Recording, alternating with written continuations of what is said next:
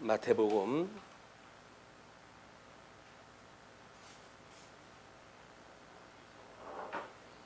16장 24절부터 보시겠습니다. 이에 예수께서 제자들에게 이르시되 누구든지 나를 따라오려거든 자기를 부인하고 자기 십자가를 지고 나를 따를 것이니라.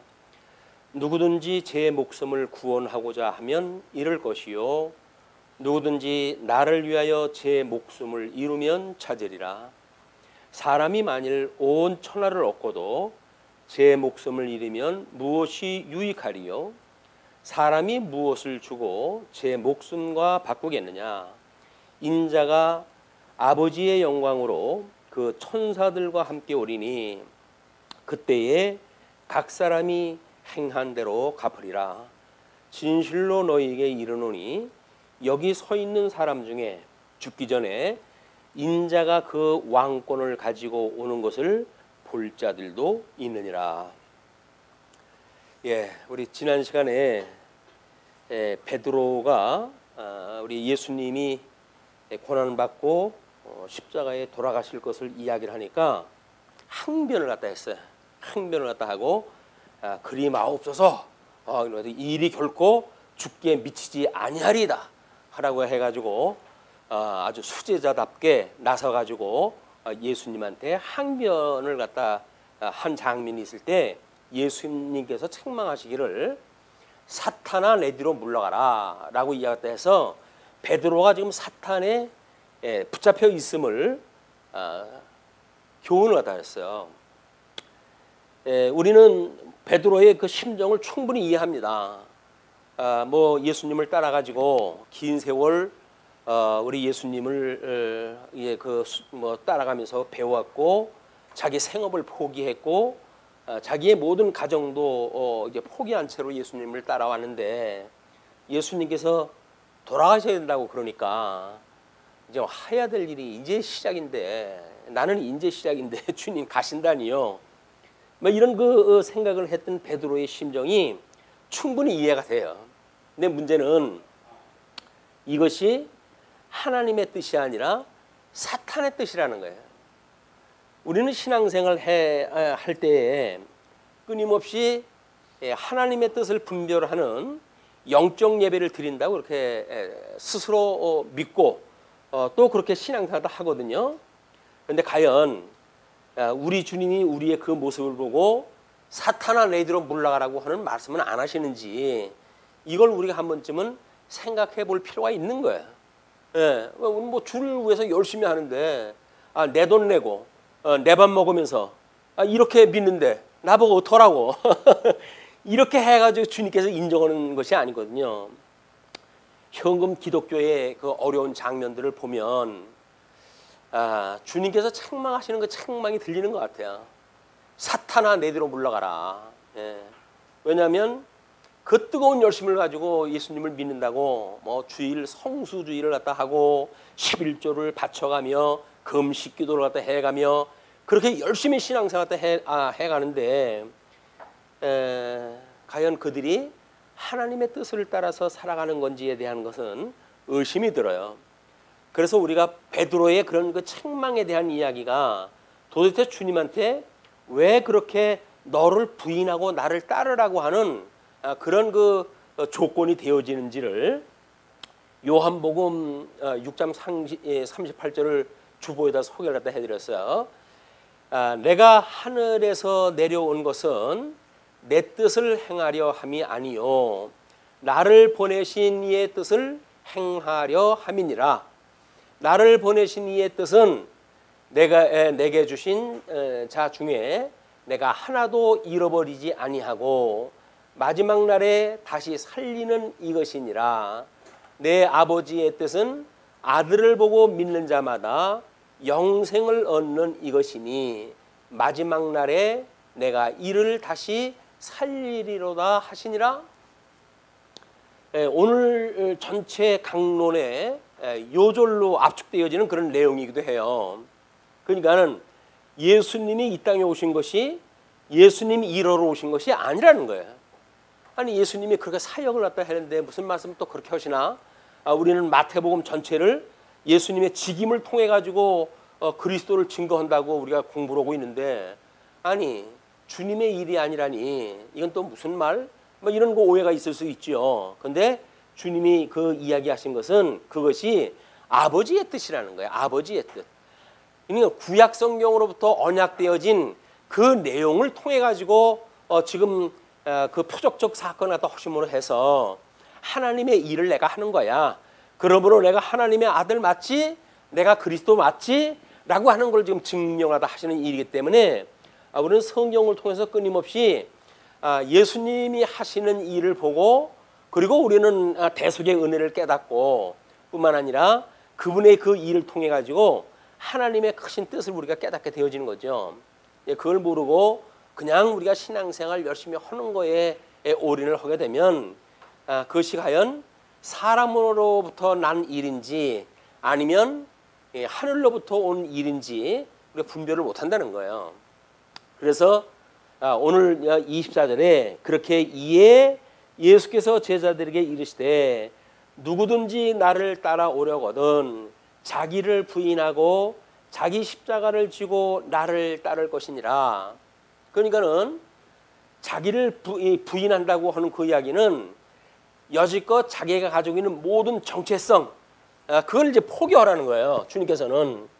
그것이 뭐 민족적으로 해가지고 예수님 오셨을 때 유대인들이 끊임없이 정치적인 메시아, 이 정치적인 메시아를 이들이 강구하고 있었지요. 왜냐하면 다윗의 자손으로 오셨던 그 우리 예수님인 걸 우리가 아니까 다윗의 통일 왕국, 다윗의 어떤 이 통일 왕국을 우리 주님께서 지금 회복을 갖다 하실 때가 되어졌다고 보는 거예요. 그러니까 예수님은 지금 우리 이제 이런 과정 논리에 빠지게 되면 이 논리가 맞는 것 같잖아요.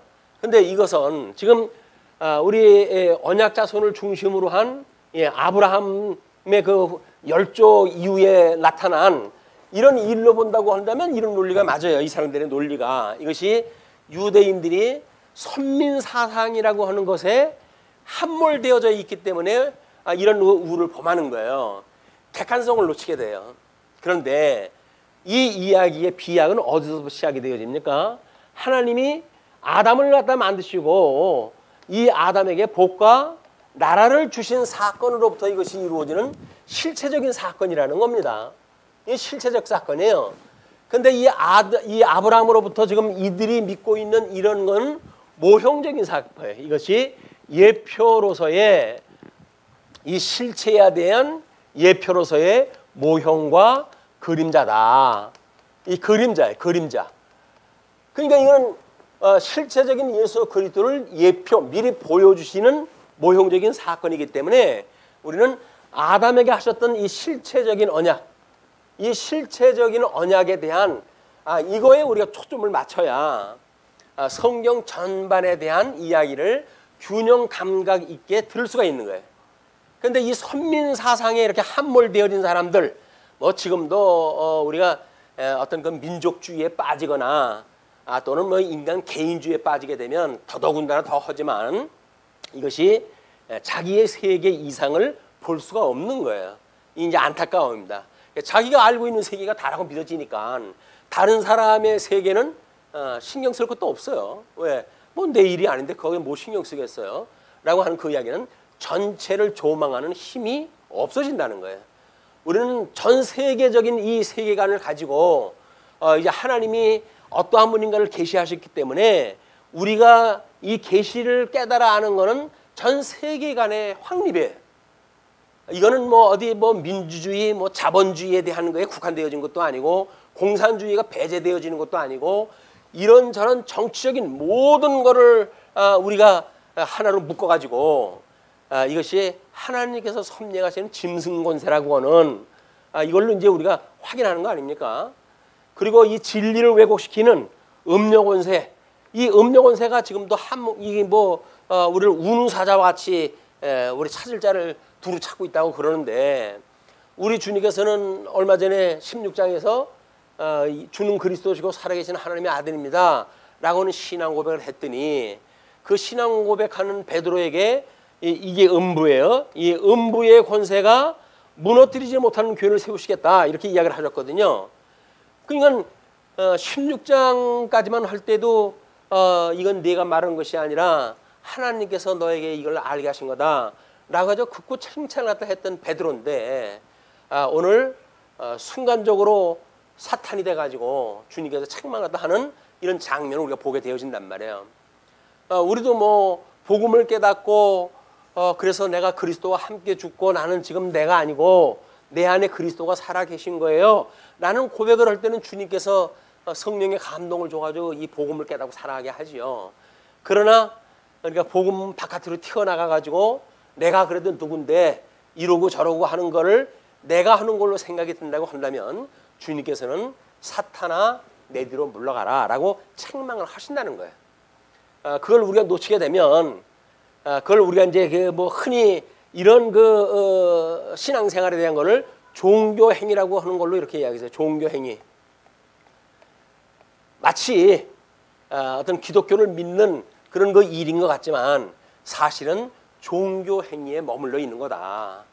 이것이 율법주의 또는 교리주의 이런 거에 함몰되어져 있는 거의 한계예요. 한계. 우리는 지금 통섭성경 개론에 대한 거를 우리 웨스트민스터 신앙고백의 신도개요 그걸 기초로 해가지고 성경 전체를 이해한다고 생각을 하고 있거든요. 근데 여기서 말하는 교리가 어떤 명제에 머물게 되어지게 되면 이거는 율법과 다른 바가 없어요. 우리는 이걸 성경이라고 하는 그거를 여기에 통해 가지고 이거를 재반영을 했을 때 성령께서 주시는 이 성경의 내용을 가지고 이거를 확인했다 했을 때 비로소 이거는 죽은 명제적 교리에 머무르는 것이 아니라 살아 움직이게 되어지는 우리들의 교훈으로 와 닿게 되어지는 거예요. 여기가 장로교회가 종교개혁이 일어나고 500년이나 지났음에도 불구하고 행동에 이런 윤리적으로 뭐 이런 신앙적으로 이런 사건을 극복을 못하고 우리가 있는가라고 하는 문제는 이 교리가 율법화되어져 있는 교리에 머물러져 있기 때문에 그렇습니다. 그러나 이제 우리는 성경 66권 전체를 통해 가지고 이 교리가 하나님의 말씀을 풀어낸 것으로 믿게 되어졌을 때 우리는 이 교리를 이제 신종하느냐 이렇게 물어봐요. 이걸 믿고 따르겠느냐 그런 그 이야기거든요. 이게 율법적 신종이 아니라 우리는 믿음의 신종에 이르게 되어지는 거예요. 믿음으로 이걸 신종하게 되어지는데 이르게 되어진다. 그랬을 때 우리가 웨스트민스터 신앙고백이란지 하는 그런 내용들은 더 이상 죽어있는 율법이 아니라 마치 새 율법, 사랑의 율법처럼 살아있는 교리가 되어져 가지고 우리의 삶에 영향력을 미칠 겁니다. 이걸 우리가 배우고 익히는 학습에 대한 전반적인 그런 그 교육의 내용이 되어져 가지고 우리가 배우고 익히는 공부에 따라 가지고 우리 주님 오시는 날까지 이걸 배우고 갈 거예요. 그래서 우리가 이게 살아있는 익힌 공부의 교재로 이것이 이제 오게 되어지고 그렇게 되어지게 되면 그다음 500년 동안 그냥 이걸 달달달달 외우는 수준에 머물러져 있던 그것에 이젠 성경이라고 하는 성령의 감동 이거를 부어 넣어지게 되어졌을 때 이 교리는 성경에 이 줄려져 있는 압축적인 내용이라고 하는 걸 이제 깨닫게 되어질 거예요. 이것이 우리 말씀운동 서원교회에서 지금 보고 있는 통섭 성경 개론의 이것이 중요한 기초가 되어지는 겁니다. 이런 그 기초 위에 지금 말씀을 우리가 사모하고 상고해가고 있다. 그러니까 뭐 어떨 적에는 그 내용이 이렇게 저렇게 더 손을 대야 되지 않겠습니까? 라고 하는 이야기가 있을 수 있어요. 당연하죠. 성경 이외에는 어떤 것도 완전한 게 없어요. 모든 신학에 대한 것은 끊임없이 시간이 가면서 전진적 발전을 갖다 해갈 뿐이지 모든 이 세상에서 있는 것 중에 진리라고 하는 것은 성경밖에 없는 겁니다. 그러면 이제 성경에서 말하고 있는 진리의 세계를 우리가 어떻게 종교 개혁 이후 500~600년 이렇게 어간에 지금 우리가 만들어지는 이런 그 신앙의 행위 역사적 이런 그 반추 이런 걸 따라가지고 좀 우리의 위치를 잡는 거예요. 왜 지금 앞서 믿음의 선배들이 피를 흘려가지고 세웠던 이런 아름다운 교리가 오늘날 와가지고는 그냥 마치 명제적인 율법화되어져 있는 종이 조각에 머무르고 있는가라고 하는 걸 우리가 한번 재고를 하게 되어지고 성경적인 근거를 다시 한번 확인을 함으로 해가지고 살아있는 하나님의 말씀, 그 말씀이 여기 이제 호흡을 갖다 이 생명을 불어넣을 거예요.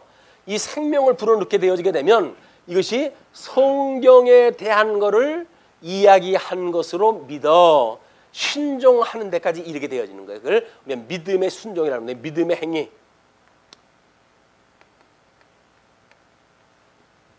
다른 방법은 없어요.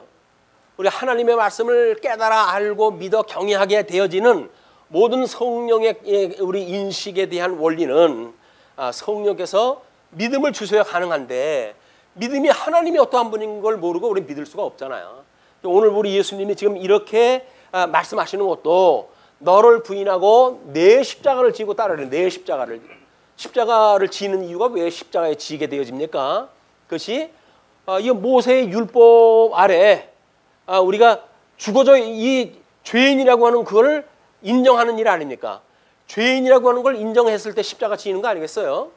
물론 우리 주님이 실체적으로 오셔가지고 우리들이 지어야 될 모든 죄짐을 주님께서 대속을 하시죠. 대속주 예수 그들 믿는 거는 맞아요. 그런데 예수님이 내 죄를 다 대신 하셨대라고 이야기를 하는데 과연 내가 지었던 내 십자가는 뭔가? 내 십자가라고 하는 나의 죄성이 확인하지 안 되고 그리고 그냥 예수님이 퉁쳐가지고 구원받았다는 이야기는 전부 거짓말이에요. 내 죄가 뭔지도 모르는데 뭘 대속을 해요.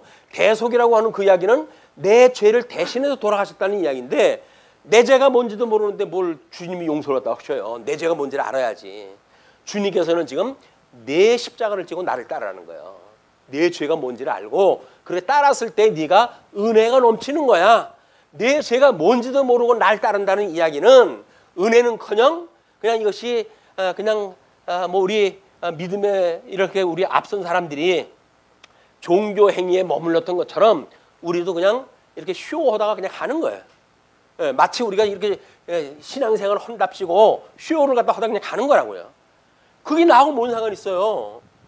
하나님을 믿는 이것이 신앙이 아니라고 한다면 이걸 믿고 우리가 신종해야 되는 신앙이 아니라고 한다면 이거 뭐 알아가지고 뭐래요?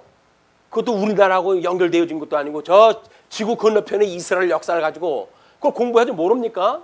그 역사가 이루어져 가지고 뭐 바벨론이 이스라엘 침략했던 게 맞다라는 고고학적 어떤 자료가 오게 되어진다고 해서 우리한테 더 달라진 게 뭐가 있어요? 아무런 것도 의미가 없어요. 이 하나님의 말씀은 지금도 살아있는 하나님의 말씀으로 믿어져야 되는 거예요. 그런데 우리 예수님의 이런 사역을 통해 가지고 그랬네. 주는 그리스도시고 살아계신 하나님의 아들이라고 하는 것이 하나님께서 주신 고백이라고 그랬잖아요. 이게 하나님께로부터 오신 고백이라고 그랬어요. 그런데 왜 오늘은 사탄의 이 역할을 갖다 할까요? 어저께 이 받았던 이 은혜는 어디 가고 지금은 사탄의 일을 갖다 하게 될까요?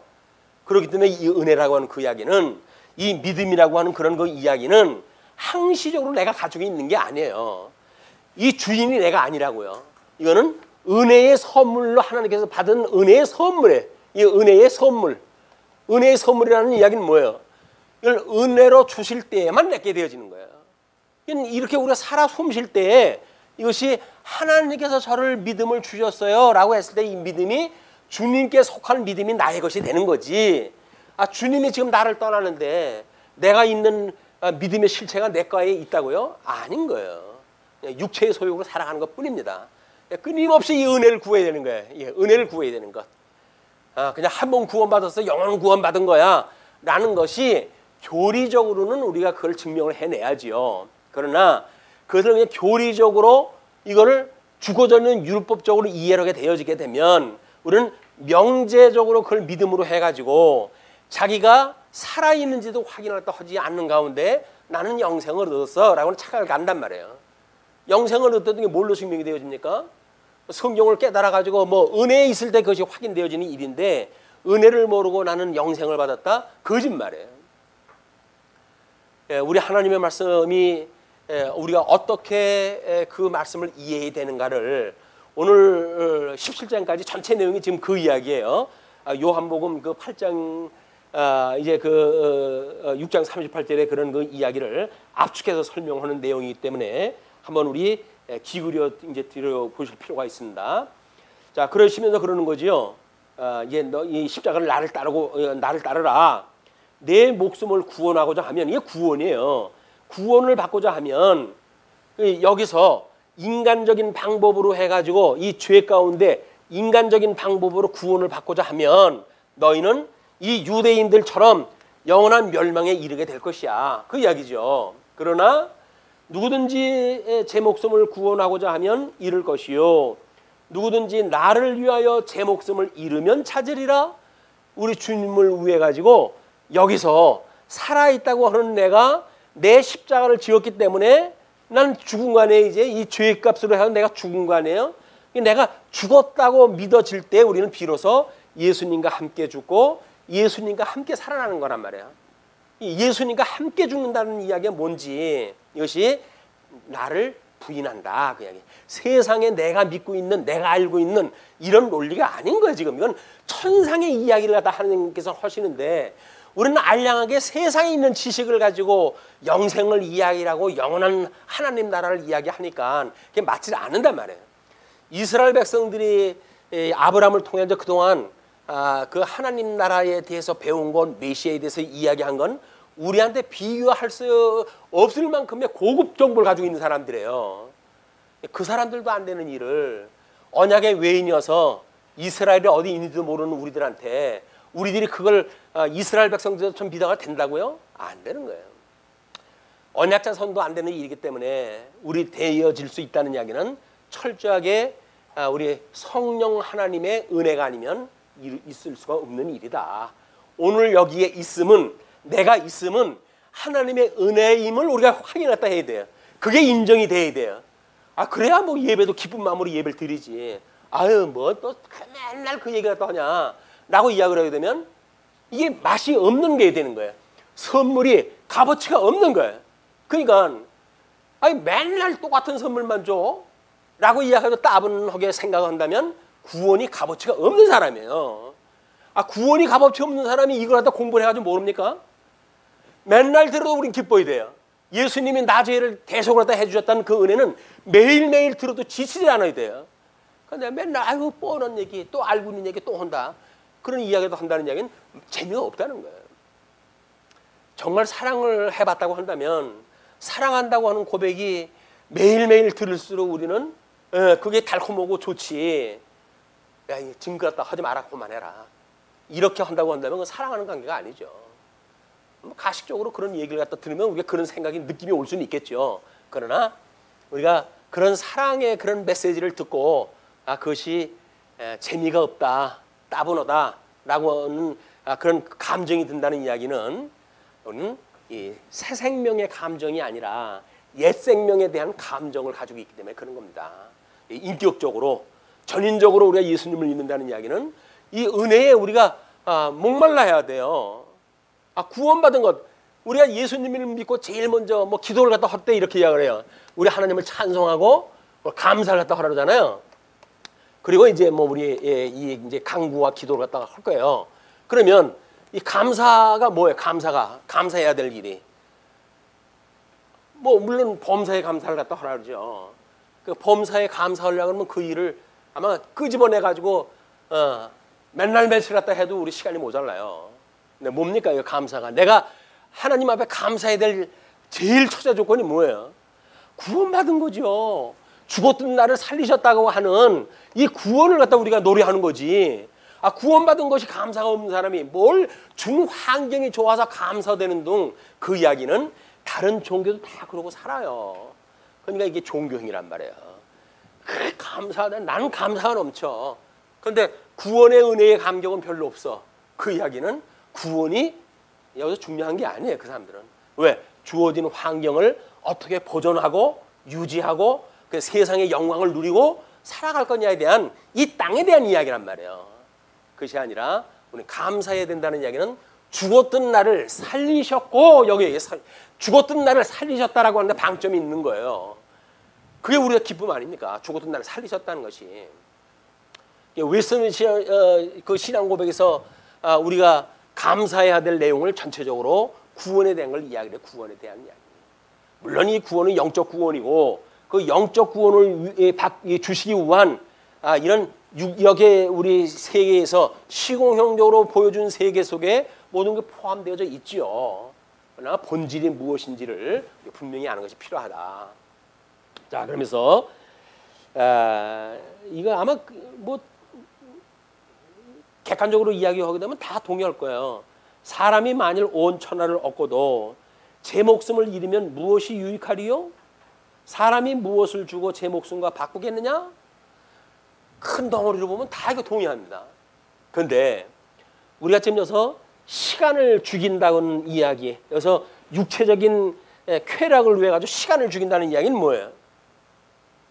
자기 목숨하고 바꾸는 거예요. 지금 그 쾌락하고 이거에 뭐 요즘 뭐 우리 종교계에 부끄러운 그런 그 일들이 보이잖아요. 뭐 우리 목사님의 이중 생활이니 뭐 이런 걸로 해가지고 매스컴을 타고 이런 그 일들이 그 잠시 잠깐의 쾌락으로 인해 가지고 평생을 죽는 거예요. 평생 쌓았던 것이 다 무너지는 거야. 자기 인생이 여기서 무너지는 거야. 그런데 마귀가 붙들고 귀신을 내쫓는 사람이라는데 그 사람이 귀신이 그 사람을 장악을 하니까 요 조그만 쾌락조차도 어쩔 수가 없잖아요. 그 자기 인생을 완전히 망쳐버리고 말지 않습니까? 은혜가 아니면 아무것도 안 되는 거예요. 우리가 은혜를 구하고 살아야 된다. 매일 은혜를 구해야 되는 거야. 매일같이 은혜를 갖다 구해야 된다. 그러니까 인자가 아버지의 영광으로 그 천사들과 함께 오리니, 이 목숨과 바꾸겠다는 이야기는 아마 주님이 오신 이것을 우리가 교회 생활이라고 했을 때 이 교회 생활, 이건 신앙생활에 대한 이야기예요. 여기서 이 믿음의 행위에 대한 신앙생활을 어떻게 할 것인지에 대한 전반에 대한 이야기가 될 겁니다. 그러면서 진실로 너에게 이르노니 여기 서 있는 사람 중에 인자가 아버지의 영광으로 그 천사들과 함께 오리니, 이것이 이제 예수님의 재림이에요. 예수님의 재림, 다시 오리니 그런 그 이야기죠. 그러니 그때에 각 사람이 행한 대로 갚으리라. 여기서 행한 대로 갚는데, 여기서 영원한 생명으로 부활할 것인지 영원한 사망으로 부활할 것인지, 여기서 마지막 백보자 심판이 이제 이루어질 거예요. 이게 그러니까 이 백보자의 심판은 우주적 종말에 가가지고 있는 것이 아니라 우리 삶의 신종, 현재 우리 믿음이라고 하는 그 믿음이 우리들한테 마지막 심판이에요. 이게 지금 오늘 이 순간에 내가 안 믿다가 사탄 노릇하다 가게 되면 사탄 노릇하다 간 거죠.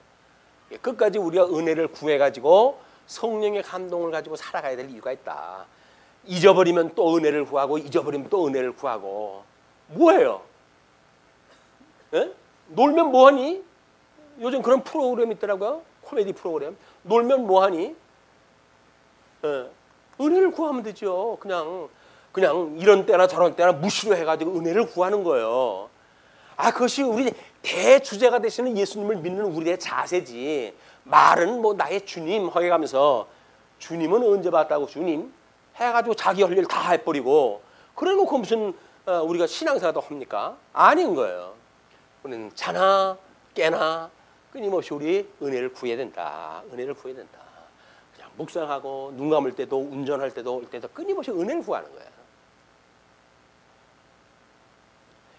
자, 그러면 진실로 너희에게 이르노니 여기 서 있는 사람 중에 죽기 전에 인자가 그 왕권을 가지고 오는 것을 볼 자도 있느니라.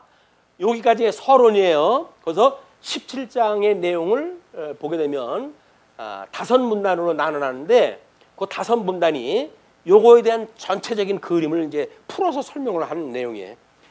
17장 1절로 8절 예수께서 왕권의 모습을 변화산에서 나타내 보이죠.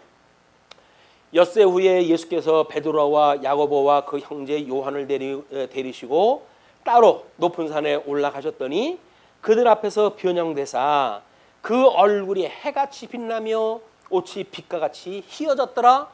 예수님에 대해서는 우리가 중보자로 오신 분이라고 이렇게 했어요. 예수님은 중보자로 오신 분이기 때문에 이분은 신성과 인성을 가지고 계셨던 우리 예수 그리스도에 대한 걸 공부 갖다 했어요. 그러니까 지금 육신을 입고 제자들하고 있다가 변화산에 올라가셔가지고 변형됐다라고 하는 그 이야기는 신성의 영광으로 지금 드러났다는 거예요. 그러니까는 이미 세상을 짓기 전서부터 계셨던 분이 이 성품을 가지고 지금 이 땅에 오셨는데 우리가 이분을 믿어야 교회 생활 전체를 또 하면서 우리가 이분을 갖다 믿는 신앙사다 하지요. 그리고 종말 때가 되면 저분이 오실 거 아니겠어요? 저분이 오시는 거예요. 우리 예수님이, 재림에 오신 예수님이. 여기 오시는 분이 따로 계시고 대주제로 계셨던 분이 따로 계시고 그리고 초림했던 예수님이 따로 계시고 이게 아니잖아요. 우리 주님은 한 분인데 이게 초림 때 지금 이야기를 하시면서 당신의 어떠한 것인지 영광을 보여준 것은 지금 변형되어진 모습으로 영광을 보여주셨단 말이에요. 그 이야기는 뭐예요? 부활하신 이후도 주님은 그 영광의 주님으로 계신 거예요. 또 주님이 오실 때는 마찬가지죠. 그분이 주님이 오시겠죠. 변형되어진 주님에 대한 모습을 이제 우리가 보는 거예요. 그런데 그때에 모세와 엘리야가 예수와 더불어 말하는 것이 그들에게 보이거늘 베드로가 예수께 여짜고 이르되, 베드로 참 성격 좋은 것 같아요. 금방 사탄아 물러가라고 그랬는데도 예수님 뭐 이야기하게 되면 바로 또 뭘 갖다 이야기를 해. 대답을 갖다가 베드로가 예수께 여쭈어 이르되, 주여 우리가 여기 있는 것이 좋사오니 만일 주께서 원하시면, 여기선 각주를 하나 붙였어요. 아까는 그 얘기가 없어가지고 사탄아 물러가라고 그랬는데 주께서 원하시면 내가 여기서 초막셋을 짓되 하나는 주님을 위하여, 하나는 모세를 위하여, 하나는 엘리야를 위하여 하리이다. 여전히 모세가 지금 이 베드로가 가지고 있는 세계관은 영원한 세계, 신령한 세계가 아니라 여기에 뭔가 그걸 구축하고 싶은 거예요. 그러니까는 지금 이제 그 유대인들이 믿었던 그런 신앙생활에서 그냥 멀지 않습니다. 왜? 뭐 평생 그걸 공부를 했기 때문에 그들의 조상들처럼 이런 그 어떤 정치적인 메시아가 와가지고 다윗의 왕국을 통일신다고 믿어지니까 그렇게 이제 생각이 드는 거죠. 그러니까 말할 때에 호련히 빛난 구름이 그들을 덮으며 구름 속에서 소리가 나서 이르시되, 이는 내 사랑하는 아들이요 내 기뻐하는 자니 너희는 그의 말을 들으라 하시는지라. 어려서 귀에 좀 익숙한 이야기죠. 언제 이야기 들었습니까? 예수님 세례받을 때 들었죠. 세례받을 때, 공생이 시작할 때 그 얘기를 갖다 들었어요. 우리 하늘로부터 오는 그런 그 소리를. 근데 제자들이 듣고 엎드려 심히 두려워하니 예수께서 나와 그들에게 손을 대시며 이르시되, 일어나라 두려워하지 말라 하시니 제자들이 눈을 들고 보매 오직 예수 외에는 아무도 보이지 아니하더라. 하나님께서 잠시 3명 그 대표자 아니면 제자들의 그들의 눈을 열어가지고 변형되어진 예수님을 보여줄 수 있도록 역사다 하신 거예요. 그게 허상을 본 게 아닙니다. 실상을 봤어요. 실상을 봤는데 이제 그 계시의 사건이 끝나고 현실로 돌아오니까 우리 주님밖에 없는 거예요. 우리 모세와 엘리야는 없고 예수님만 보인 거예요. 그 이야기는 뭐예요? 여기서 말했던 이 모세도 또 이 우리 하나님 나라에 들어갔던 선지자의 활동을 때 했을 때 이 선지자의 대표에 있던 엘리야에 대한 이런 것도 다 예수에 대한 우리 예표로서의 율법이고 예표로서의 예언이라고 그러지 않았어요? 그냥 그거를 지금 구약 성경에 너희들이 이렇게 언약되어진 것이 너희들이 오해했기 때문에 지금 너희들이 딴소리 하는 거야. 야, 이 구약 성경 언약된 게 뭐냐? 나에 대해서 이야기했다고 그랬지? 나에 대해서 이야기를 했으면 내가 이게 세상에 속해져 있는 걸로 멈추지는 않잖아.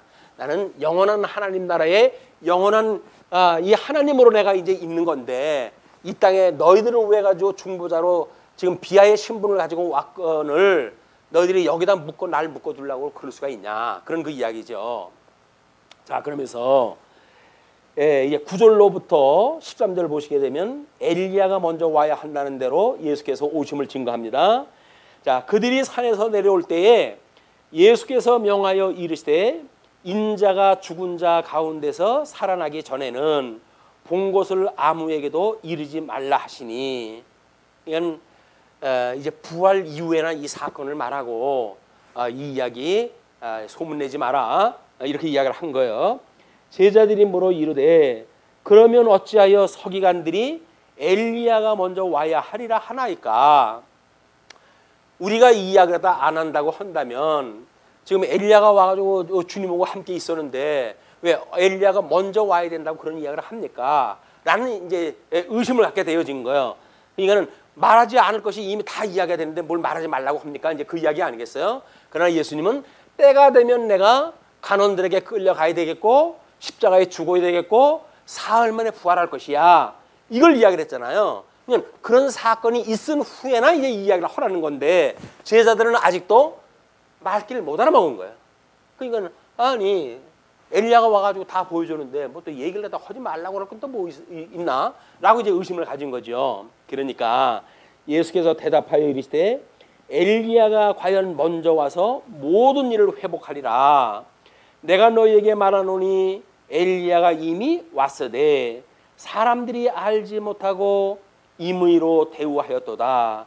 인자도 이와 같이 그들에게 고난을 받으리라 하시니, 먼저 왔던 엘리야가 왔을 때 사람들이 못 알아봤고 못 알아봤던 그 엘리야를 참수했던 것처럼 나도 곧 죽어야 되는 것이 당연한 일이야 라고 이야기하는 거죠. 그래서야 제자들이 예수께서 말씀하신 것이 세례 요한인 줄 깨달으니라. 마지막 선지자, 지금 엘리야라고 하는 그런 그 선지자의 대표가 엘리야로 구약성경에서는 이야기되어져 있지만 그것이 마지막 선지자로 해가지고는 세례 요한으로 왔던 거를 상기를 갖다 시키시는 겁니다. 지금 엘리야 사건을 통해 가지고 예수님과 함께 변형되어졌던 엘리야를 소개하고, 그리고 14절서부터 보시게 되면 이제 물론 양 한쪽 가로 3번으로 해가지고 제목을 바꿔달라는데 21절까지 귀신 들린 소년을 고치신 권세에 대한 믿음을 증거하십니다. 그들이 무리에게 이름에 한 사람이 예수께 와서 꿇어 엎드려 이르되 주여 내 아들을 불쌍히 여기소서 그가 진실로 심히 고생하여 자주 불에도 넘어지며 물에도 넘어지는지라. 내가 주의 제자들에게 데리고 왔으나 능히 고치지 못하더이다. 예수님은 지금 이 변화에서 변형이 되어져 가지고 이 영광스러운 모습을 잠시 보여주고 오셨는데 아래에선 지금 무슨 일이 벌어졌어요? 이제 주님의 제자들이 이제 사도들 중심으로 해서 교회가 세워지고 그 터 위에 세워질 교회 아닙니까? 이제 앞으로 이 교회 생활이 어떻게 주님 오시는 날까지 견인을 갖다 하시는지에 대한 원리를 설명하시는 거예요. 지금 원리를 설명하기 위해 가지고 제자들이 여기서 땀을 뻘뻘 흘려가면서 귀신을 내쫓는데 귀신이 누굽니까? 지네들한테 쫓겨날 귀신입니까? 그러니까 여기서 이제 망신을 갖다 당한 거예요. 그래가지고는 예수께서 이제 주의 제자들에게 데려고 왔으나 능히 고치지 못하더이다. 예수께서 대답하여 이르시되 믿음이 없고 패역한 세대여. 믿음이 없고 패역한 세대여. 지금 이 종교 행위하는 모든 신앙생활을 만약에 예수님이 표현한다고 한다면 믿음이 없고 패역한 세대라고 표현하다 하실 거예요. 지금 이것이 우리가 어떻게 주님이 대주제가 돼가지고 지금 온 천하를 하감하시었고 이 모든 그 세상을 주님께서 하감하시었고 스스로 내려서 감찰하시었고 우리의 대적들을 주님 멸하여 주십시오. 우리에게 은혜를 주어가지고 주님의 그 몸된 교회에 충성된 종으로 살아가는데 방해받지 않도록 해주십시오 라고 하는 이야기가 뭐예요? 주님께서 하감하신 거 믿어져야 이걸 일러 바치지. 주님한테 주님 지금 우리를 대적하는 무리들이 저를 이렇게 어렵게 하고 있어요. 주님의 선한 일을 한다고 하는데 방해를 하고 있습니다. 어쩌면 좋습니까? 이렇게 했을 때 주님께서 그 문제를 주님께서 해결해 주실 거란 말이에요. 근데 대주제 대신 부활 승천하셨던 이 주님이 아직도 믿어지지가 않으니까 하늘을 우러러 우리는 볼 수가 없어요. 그래놓고 뭐 한다는 얘기가 하늘을 우러러 한 점 부끄러움이 없기를 바라는 이 윤동주의 시인처럼 무슨 하늘을 봐가지고 한 점 부끄러움이 없어요. 죄구덩이에서 사는 인간들이 끊임없이 하늘을 보게 되면 부끄러워야 돼. 부끄러워야 돼. 주님이 아니었으면 이 어두운 세상 속에서 내가 이 죄의 종로로 타고 이렇게 살아가야 될 텐데 주님께서 저를 불쌍히 여기셔서 그래도 우리 성령의 감동을 주어가지고 은혜를 우리가 노래하고 이렇게 살아갈 수 있게 하시니 감사합니다. 여기 감사가 나오는 거예요. 우리 예수 그리스도를 믿음으로 양자가 되어지는 믿음에 이르게 하셨던 주님께서 견인에 이르기까지 끊임없이 우리 주님께서 나의 우리가 우리에게 죄진 자를 사해 준 것처럼 우리 죄를 사하시고 우리를 시험에 들게 하지 마시고 우리를 악에서 구원해 주세요 라고는 모든 그 기도가 이 기도예요. 구원받은 거 감사했잖아요. 그럼 나머지 구원에 된 건 어떻게 할 거예요? 그걸 우리가 기도를 갖다 하는 거라니까요. 그걸 기도를 하는 거예요. 나머지 구원에 대한 거를 견인에 이르기까지 그 구원을 우리가 기도하는 거다. 예수님을 믿음으로 우리가 모든 거에 감사에 초점이 맞춰졌다고 한다면 나머지 감사의 조건은 뭐겠어요? 이 마지막 이 강구의 기도의 사건은 뭐겠어요? 여전히 여기에 초점 맞췄던 걸 구하겠죠. 그렇지 않겠어요? 이것이 근본이라고 한다면 근본을 구할 거 아니겠습니까? 그러니까 여기서 회개, 그동안 우리가 우리에게 죄진 자를 사해 준 것처럼 우리 죄를 용서해 주세요. 우리가 구원받았다고 하지만 끊임없이 이렇게 죄를 짓고 살았네요. 주님, 내 죄를 용서해 주세요. 그리고 우리를 이제 시험에 들게 하지 마시고 이 악에서 구해 주세요라고 하는 기도를 하게 되어지는 것. 기도와 간구입니까? 반대로 쓴 것 같은데. 이 회개와 기도를 하는 것이 기도라면 기도네요. 우리 기도가 저 창세기 우리 지은 인생으로부터 우리 주님 오시는 날까지가 우리 기도의 전체 범위예요. 범주. 거기서 우리 예수 그리스도의 구속, 그것이 우리 십자가의 도가 중심이니까 그걸로 해가지고 우리 주님 앞에 감사하고 죽었던 나를 주님 살려주셨던 주님 감사합니다. 그게 감사하다고 한다면 마땅히 견인할 때까지 이걸 구하겠죠. 감사하지 않다고 한다면 그럼 뭐 그 대충 뭐 여지껏 뭐 우리가 믿은 것만큼 대충 하면 됐지. 이걸 구할 거 뭐가 있겠어요. 환경이나 구하고 그저 뭐 입에 들어갈 떡이나 구하고 이런 거 살면 되지. 근데 만약에 구원받은 것이 은혜의 감동으로 우리에게 있다고 한다면 끊임없이 이걸 마지막 이것까지 완성을 갖다 구하는 거예요. 완성. 구원의 완성을 구하는 일이다. 왜?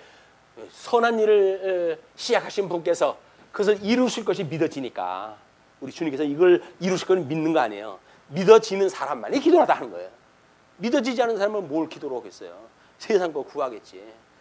1000명, 2000명 내가 전도할 수 있게끔 뭐 능력을 주세요. 손을 대는 즉 그냥 사람들이 버쩍버쩍 넘어가고 귀신이 내쫓고 이런 일이 있었으면 좋겠습니다. 주님께서 일찍이 말리셨잖아요. 그런 거 가지고 기뻐하지 말고 네 이름이 하늘나라에 기록된 거 가지고 기뻐해. 하나님이 어떠한 분인가를 알고 그분과 함께 있는 것이 지금 우리한테 관심사지.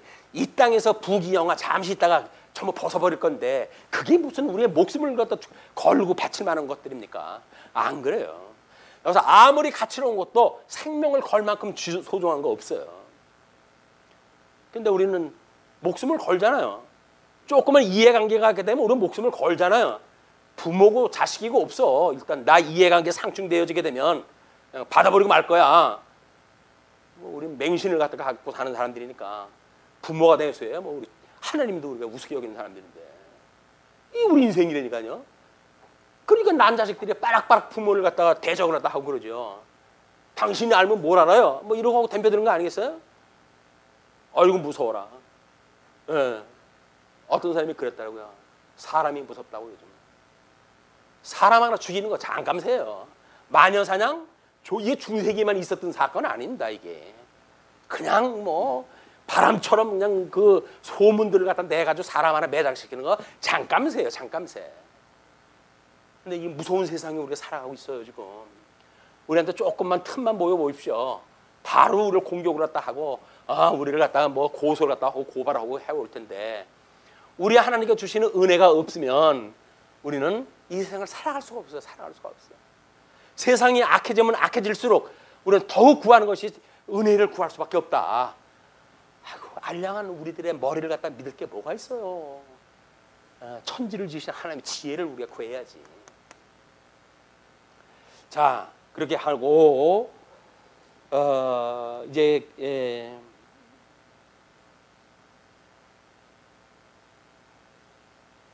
패역한 세대여, 내가 얼마나 너희와 함께 있으며 얼마나 너희에게 참으리요, 그를 이리로 데리고 오라 하시니라. 이에 예수께서 꾸짖으시니 귀신이 나가고 아이가 그때부터 나으니라. 참 주님 입장 난처하게 이렇게 일을 하다 하신단 말이야. 제자들이 땀을 뻘뻘 흘리면서 했는데 안 됐잖아요. 그럼 예수님이 와가지고 뭐 체면 좀 살려주시면 얼마나 좋겠어요. 근데 왜 안 되게 하셨을까요? 너희들이 하는 게 아니야. 너희들이 하는 게 아니야. 내가 해야 되는 거야. 내가 해야 되는 거야. 이걸 깨닫게 해주는 것이 이게 사랑 아니겠어요? 사랑하는 사람한테 거짓해가지고 잠시 귀에 듣기 좋은 소리 하는 것이 좋을까요? 그것이 말세의 증세니까요. 이 귀에 듣기 좋은 소리만 하는 건 말세의 증세예요. 성도들한테 무슨 얘기를 더 하라고요? 하나님의 은혜가 아니면 우리는 도저히 살 수가 없습니다라고는 복음이에요. 복음.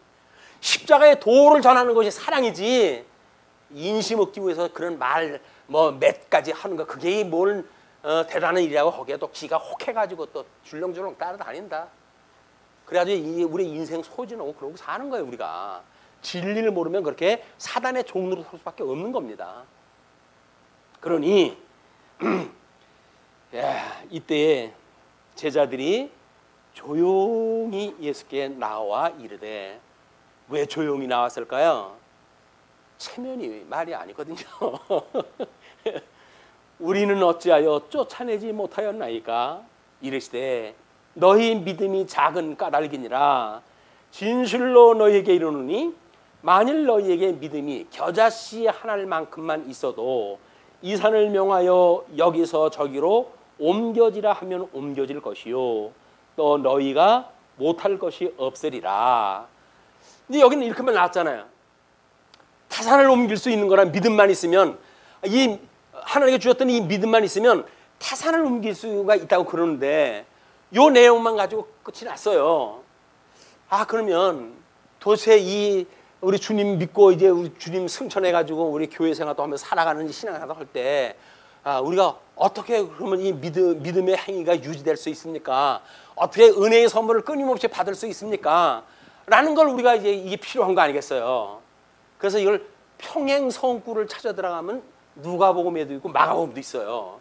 거기에 보게 되면 우리는 못 쫓아내는데 어떻게 우리가 쫓아낼 수 있습니까? 라고 이야기했다 했으니까 주님께서 믿음이 없는 영고라 라고 하는 이유만 설명됐잖아요.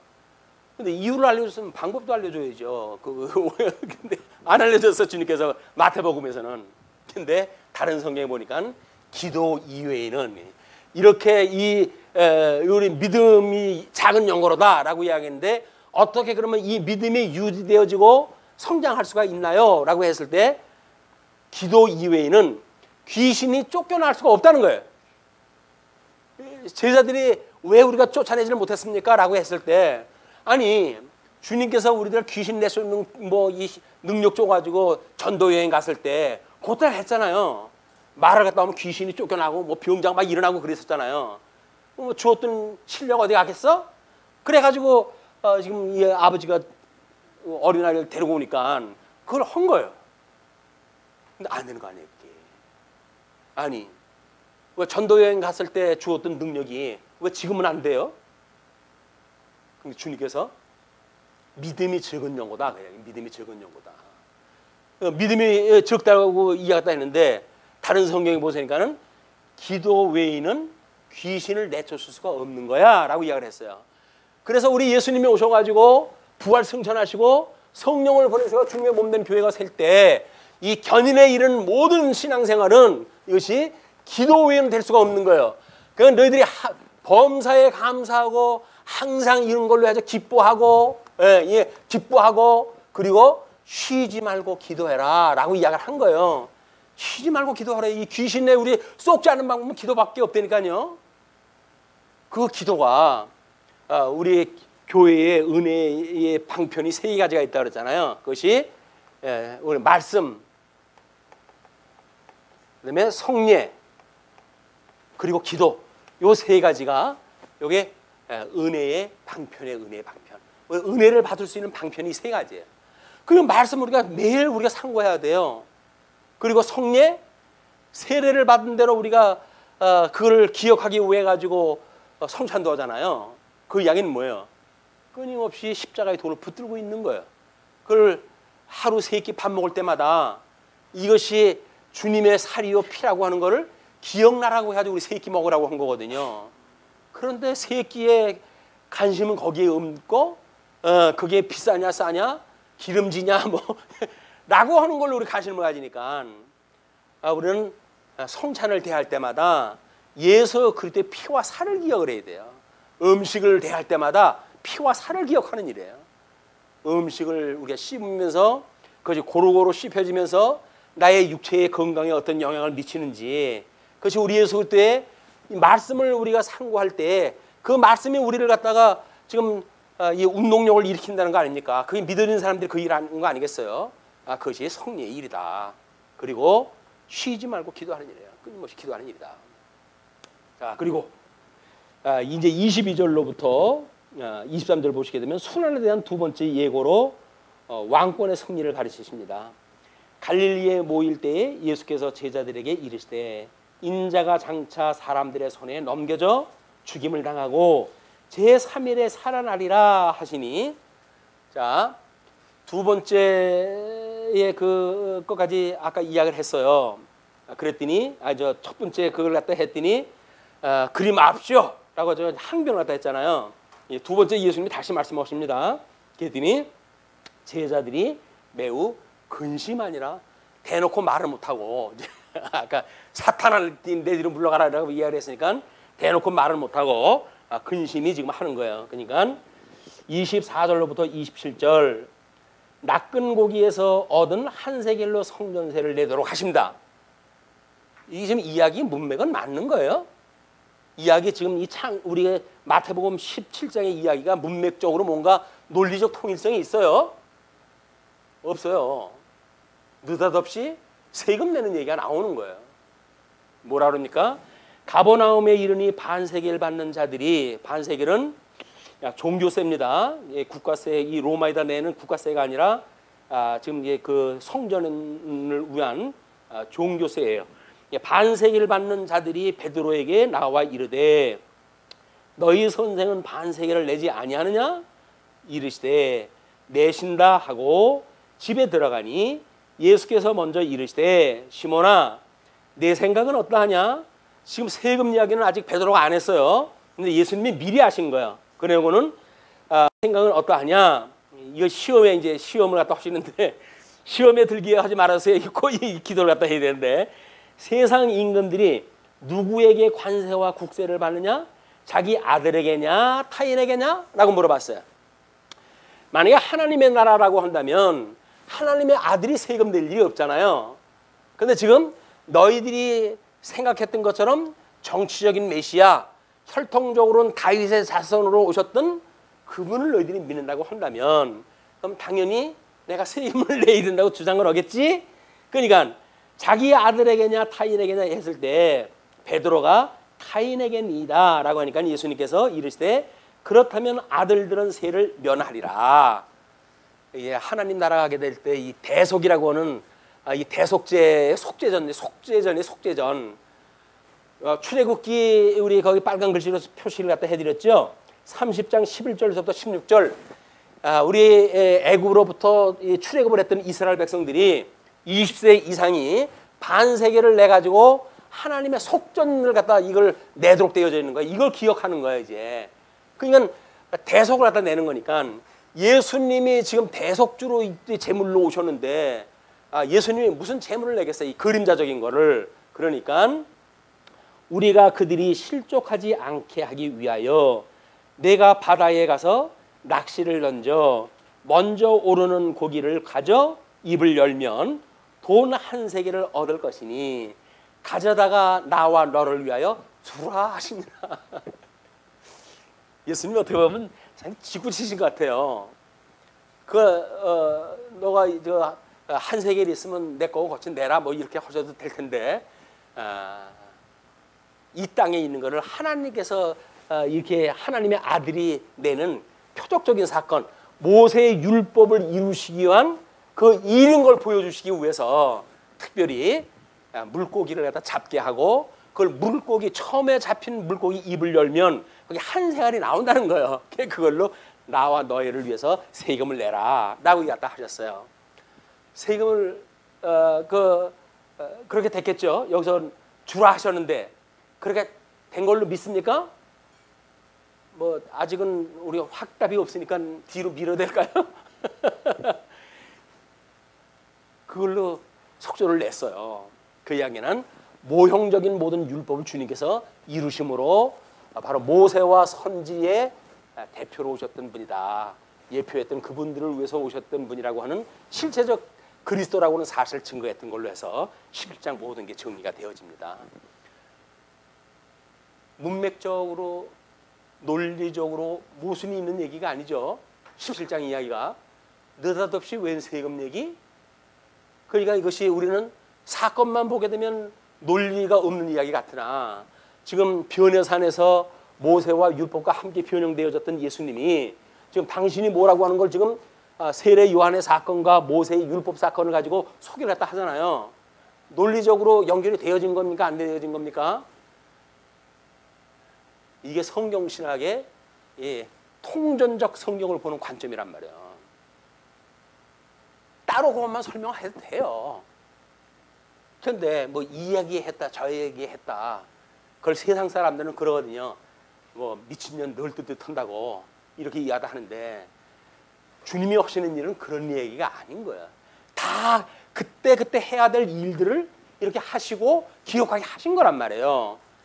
그걸 우리가 모르니까 아예 뭐 말씀이 그러냐 틀리냐 맞냐 해가지고 성경을 자꾸 이걸 변형을 시키려고 그러는 거예요. 이걸. 그런데 우리 성경은 우리 웨스트민스터 신앙고백에 의해 가지고 이 기초를 다 세웠다고 그랬는데 그때 말하는 것은 성령의 영감설, 성령의 감동으로 되어져 있고 그래서 이 성령의 감동으로 되어진 말씀이기 때문에 이 성경은 무효합니다 라고 하는 걸 믿는 것이 대한예수교 장로회 합동 측의 이론이에요. 이게 통합 측의 정도만 해도 무효성에 대한 거를 에이 우리 그 얘기 하지 마시다. 우리 선수끼리 왜 그럽니까? 틀린 거 다 아는데 라고 이야기도 하는데 그게 성경을 보는 새롭게 보는 관점들이에요. 종교개혁자들이 봤던 성경에 보는 관점 틀리지 않습니다. 그걸 아무리 신정통주의가 드러나도 성경을 지네들이 마음대로 성경은 했으니까 지금 달리 해석을 해야 되겠어 라고 해가지고 웨스트민스터 신앙고백도 자기 입맛에 맞게끔 바꾸고 이렇게 하는 통합 측 일련의 사건은 합동 측에서는 인정이 안 되는 일이에요. 그런데 뭐 통합이니 합동이니 이런 것들이 지금 대놓지는 않으니까 인터넷에서 흘러나오는 이야기를 보게 되면 합동인지를 알아요? 통합 측인지를 알아요? 그냥 모르는 거예요. 그러니까 그냥 우리 웨스트민스터 신앙 고백에 대한 거를 우습게 여기는 거예요. 우습게 여기는 거예요. 그걸 변개시키고 지네들 마음대로 필요 없다는 동 무슨 뭐 알미니안주의들이 있었다나 어쨌다나 해가지고 뭐 그걸 뜯어 고치고 난리가 난 거예요. 뜯어 고쳐가지고는 안 돼. 다만 생명력을 불어넣어가지고 더욱 성경의 말씀으로 해가지고 풍성하게 만들어야지. 지금 뼈다구로 해가지고 이걸 우리한테 우리 전승하기 위해서는 이렇게 압축판으로 보여줘야 되나 이걸 압축판으로. 근데 그렇지 않으면 성경 66권 그냥 전해주면 되지. 근데 이거를 압축을 해준 거는 변형을 시키면 안 되는 거예요. 그리고 하나님의 말씀을 깨달아가면 깨달아가는 것만큼 여기다 생명력을 부어넣어가지고 더욱 풍성한 하나님의 말씀으로 믿어져가지고 신종하느냐라고 물어봤을 때 예라고 대답을 할 수가 있어야 된단 말이에요.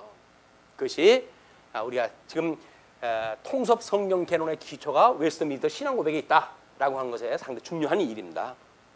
예, 오늘은 여기까지 할까요?